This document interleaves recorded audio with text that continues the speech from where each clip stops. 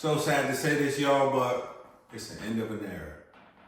I've been doing trucking for about 4 to 5 years, and man, it's time to move on. I gave it everything I had, man. I got so many wild stories to tell you about this trucking business, man. And it is lucrative, and it's a very evergreen business. It's not going anywhere. Transportation is always going to be there. But man, when I tell you, I just couldn't do it no more. I seen people getting it easier ways, and you got to stick in your lane sometimes. But listen, I gave it all I could. If it wasn't the 4 a.m. morning wake-ups every morning, the hot, sunny days, the work that didn't fit, the rules that constantly changing with the contract that I had, I gave it all I had. And when it's time to end something is when you start to not take care of it, not care for it anymore. You know what I'm saying? So the last straw was a tire popping on one of my trucks, or my last truck. You know what I'm saying? So didn't want to get it fixed. I refused. I told myself, man, this is it. And I wanted to start this content journey.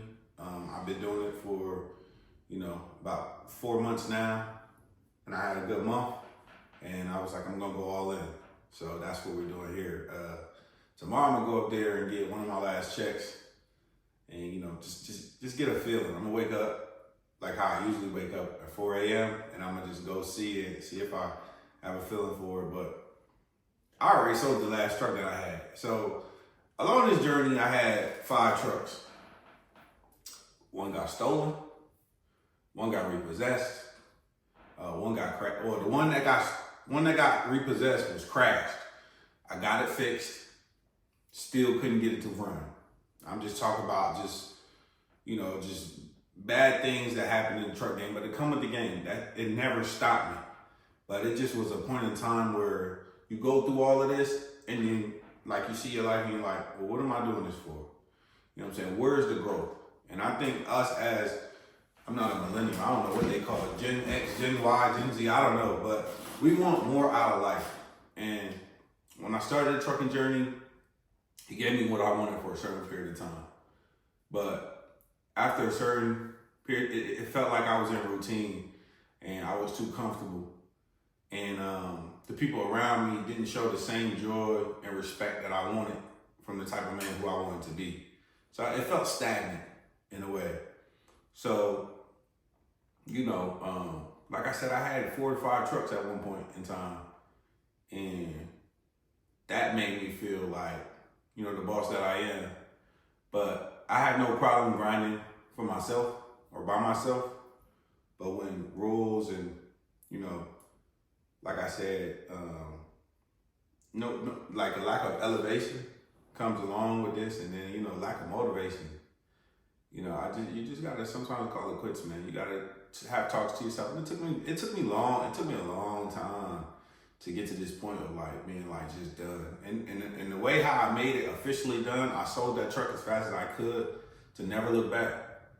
And, I figured something else out. You know what I'm saying? Honestly, the content, it doesn't pay as much just yet, but see, the thing about content, think about anything on the internet side of it in business, it has no cap. Something that I was starting to see with the truck was it was having a cap, and I was doing more or less work at certain points in time, but it was like I'm just sitting in the middle, and I ain't really like that. So, I finally got to the point where it's like, all right, I gotta go. Like, I'll figure something else out, but I gotta get out of this game. I almost felt controlled to a certain point. I'm like, nah, because I wanted to grow, and it just felt like it was a cap on my growth.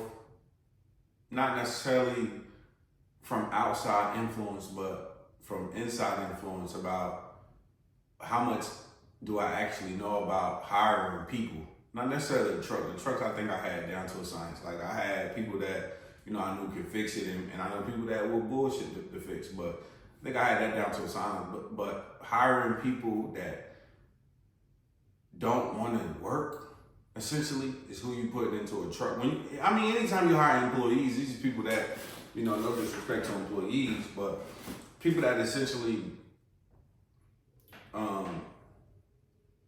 not all people, I won't say all people, because some people just, they like the comfort of having a job and yada yada. But a lot of people are just searching for it just to get some money. That doesn't mean that they love the thing that they were doing. I actually had love for this at a point. You know what I'm saying? It gave me a rush to wake up and hustle, because it was kind of like, you deliver all of this, you go back to the warehouse, load up. You deliver all this, you go back to the warehouse, load up. Then your day is over, or whatever the case may be. However far you want to take it, clean up your area. It was kind of like, just distribution, right? I mean, whoever's in the distribution field, you will understand that, if I get all the work out, then we can sit back and relax, So that's kind of what it was. It excited me. But when I hired people, it didn't really give me a safety net. You kind of hire people to do those other tasks for you. And I never had a successful hiring, but that was even 2 years ago. It still didn't stop my grind with the truck, because I had faith in the truck. But I just could see no advancement, man. Every time you came up with the truck, you'd be knocked back down by like maintenance. And it's like, damn, like this maintenance costs this much, but how much am I making? And it never made sense to me. You know what I'm saying? You could make a good living, but again, it's the environment as well. It was just like the people that were around in the trucking game. You're meeting people at gas stations, man. You're meeting people that, just truly really don't want to work, honestly. Like, people in receiving departments and stuff, they just always have attitudes and stuff. Like, I don't want to really deal with that, bro. I have a lot of positive energy to give to the world. I don't want to be delivering to people that are always mad and angry and don't want to do this. Then they want to make my job harder than what it is. And then it doesn't seem like a cultivating environment to me. Again, that was the same thing with the employees that I had. Like, it was like, damn, it was like, did I force you to be here?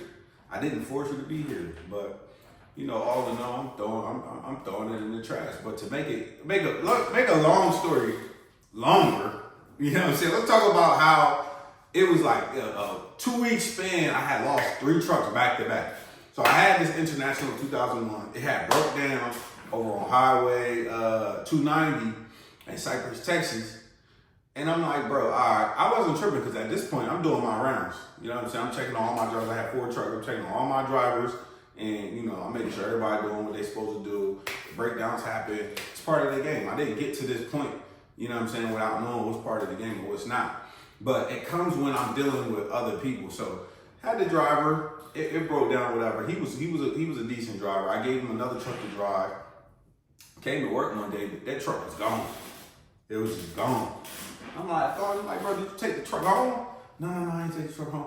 Somebody had stole the truck. I'm like, wow. So another thing where I try to teach in my book, let me get my book for y'all.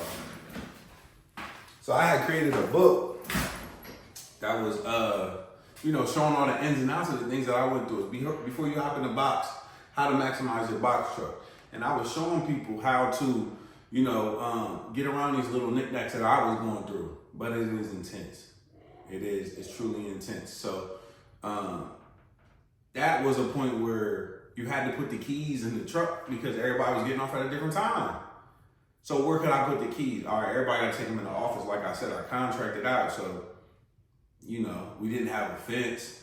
You know what I'm saying? People could just come in there and just take. So it was just things that I learned, but they came at a big expense, man. That's why it's always good to get mentorship or just read up on books. Even if you cop this book, it's $10, just to learn a little bit of ins and outs of the things that I went through. Then we had a stolen truck. I had one of the employees crash a truck. I'm like, okay, you gotta pay for this and you gotta pay for that. You know what I'm saying? So the bill was crazy. Paid it. Came back. The truck, once something get crashed, man, you damn near gotta total it. The truck is no different. So came back, and then the truck was still messed up. It broke down again. They was talking about another 4 or 5 G's. I'm like, bro, hell no. It's not worth it, because again, what am I seeing as a reward?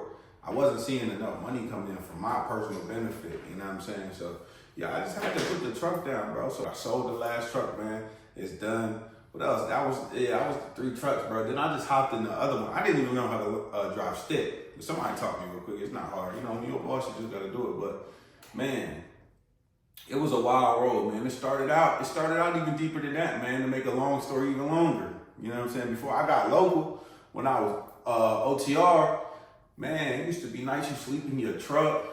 And it's just like, you in a box truck, man, it's just not for me, man. And everybody has their own personal experience, but you have to be that kind of guy. And I don't like to be away from home. Like, I'm not a traveling type of person. Like, it was a couple times I risked my life out there. It was blizzards and all that. I'm like, bro, for this? You know what I'm saying? Like, let's choose safety. Like, I just don't think, like, you know, for what it's worth, you bumping up maybe a couple G's, but it's not like, you know, you getting 200,000, you know what I'm saying? As an owner operator, you're not like getting 200,000 per truck. It's not really worth it. And then if you have employees, you're gonna get even less. You know what I'm saying? So it's not really worth it to put your life in danger or to just constantly be driving. I don't know. To me, it just. But we talking about the money. It's all about the people that you serve. It didn't make you feel like you was only serving the receiving department half the time. It didn't make it seem like, you know, it was a couple times they called me Santa. You know, and I felt like somebody, you know what I'm saying? But then it was a couple times, it was a lot of times they would, like I said, ignore you. They got, you know, they don't want to come to work today. And it's like, bro, first of all, you didn't order this. You know what I'm saying? Whoever's over top of you ordered it. And they probably excited to get their stuff. But I got to deal with you. Nah. I don't really feel that. You know, you rubbing off the bad energy. And I would literally wake up miserable. Like, every day. Like, ask my girl, she'd be like, girl, just quit. I was waking up miserable. I actually wake up happy now. You know, and I'd rather be happy over, you know, a penny. It is what it is. But I was really waking up miserable, bro. You know what I'm saying? So, like I said, I still got the book out. If you want to learn anything before you hop in a box, how to maximize a box truck, man. I still was in the game for 5 years. Got 5 years of experience before we come to this conclusion, man. But this is the end of an era. A1_Stubbs was a box truck genius, and it will be no more. Thank y'all for watching, man.